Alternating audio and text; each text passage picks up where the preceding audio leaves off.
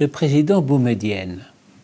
Ça, c'est très intéressant, parce qu'on a le sentiment que si le président Boumedienne avait vécu, on fait un peu d'Uchronie, la réconciliation entre l'Algérie et la France, ou la France et l'Algérie, aurait sans doute été possible compte tenu de la qualité de la relation que vous aviez réussi à établir avec lui.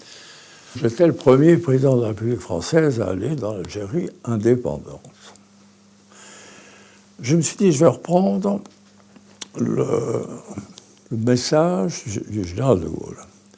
C'est-à-dire, nous sommes indépendants, vous êtes indépendants, ce qui s'est passé est derrière nous, oublions-le, et nous sommes deux nations indépendantes qui défendent leurs intérêts, mais qui peuvent établir des relations normales.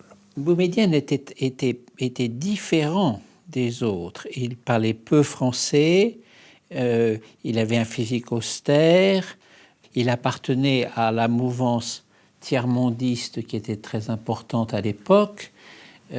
On n'était pas dans ce discours des Français disant nous avons une relation privilégiée, ou dans ce discours amer de certains dirigeants algériens qui s'exprimaient en français comme des Français.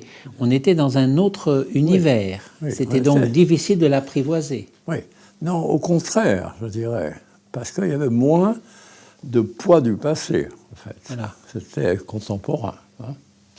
J'ai eu l'impression, si vous voulez, qu'il s'était dit, mais au fond, ça se passe comme ça doit se passer. C'est comme ça que ça doit se passer. C'est-à-dire des gens qui se respectent, qui savent qu'il y a des souvenirs naturellement difficiles, voire même très douloureux, mais bon, qui se respectent et qui se conduisent en conséquence. Donc, je suis parti. Je dirais pas, on ne peut pas dire chaleureux, très correct. Et au fond, plutôt que l'hypocrisie, d'une façon générale, moi j'aime assez ce qui est correct. C'est-à-dire, on est soi-même. Il tombe malade. Et il part se faire soigner à Moscou. Alors, pourquoi, je n'en sais rien, je ne sais pas quelle était sa maladie. Alors, il faisait ses trajets en avion militaire algérien, et il revient vers l'Algérie, de Moscou. Je ne sais pas pourquoi, il avait inventé un trajet qui les faisait passer au-dessus de la Corse. Territoire français. Territoire français. Dans un avion militaire. Militaire, oui. Il ramène le président Boumedienne qui est malade et qui rentre chez lui, qu'il prenne la route la meilleure. Donc, si c'est passe au-dessus du territoire français, il passe au-dessus du territoire français. Donc, on envoie des messages aériens.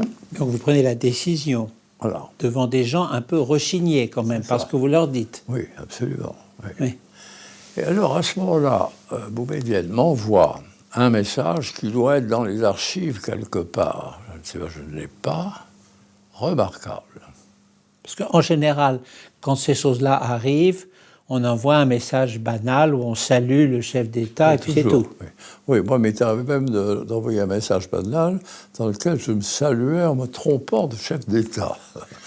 J'ai survolé un jour la Suisse, j'ai rendu hommage au président de la Confédération, et c'est plus le même. Oui, mais il change tous les ans. Voilà. Non. Mais là, c'est une lettre qui existe, qui est un message de Boumedienne extraordinairement chaleureux, et disant, je suis très touché par votre geste, ne me surprend pas, etc. Et d'ailleurs, ceci veut dire que nous allons pouvoir ouvrir un nouveau chapitre beaucoup plus positif dans les relations franco-algériennes, et dès mon arrivée à Alger, je m'y consacrerai. Mais très émouvante et forte. Et il meurt. Et il meurt. Oui. Donc c'est comme une occasion perdue. Oui, une occasion perdue. Et il n'a jamais été remplacé par quelqu'un de son envergure.